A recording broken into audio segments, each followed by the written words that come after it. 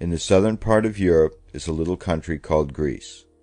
It is the home of a nation called the Greeks, and the Greeks have lived in it for more than 3,000 years. In olden times, they believed that before they came to the land, it was the home of the gods, and they used to tell wonderful stories of what happened when the gods lived in the country. One of these stories was about a god called Cronus and his children. Cronus was the first king of the gods. He had a wife named Rhea. His mother told him that one of his children would take his kingdom from him. He determined that this should never happen, and so he swallowed his children as soon as they were born. His cruelty distressed Rhea very much, and when a sixth child was born, she made a plan to save its life. She gave Cronus a stone wrapped in baby clothes, and this he swallowed. Then Rhea took the child and hid him in a cave, and though the cave was dark, he filled it with bright light.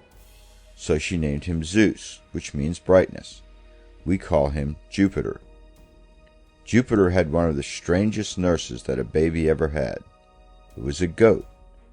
However, she took such good care of him that when she died, she was changed into a group of stars which shine in the sky to this day. When Jupiter grew up, he went to war against his cruel father.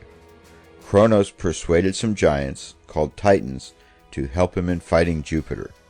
These Titans were so strong that they pulled up hills and mountains and threw them at Jupiter as easily as boys throw snowballs at one another. Jupiter soon saw that he must find some match for the Titans, so he asked another family of giants to aid him.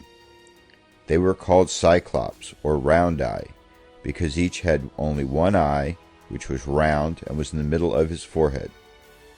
The Cyclops were famous blacksmiths, and they made thunder and lightning for Jupiter.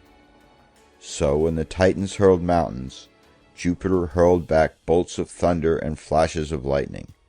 The battle was a terrible one. Jupiter was the victor. After this great battle, Jupiter made Cronus bring back to life the children whom he had swallowed, and then he gave to each of his brothers and sisters a part of the kingdom of their wicked father. He made himself the king of the gods, and for his own kingdom he took the blue sky. He made his sister Hera, whom we call Juno, the goddess of the clouds and queen of all the gods.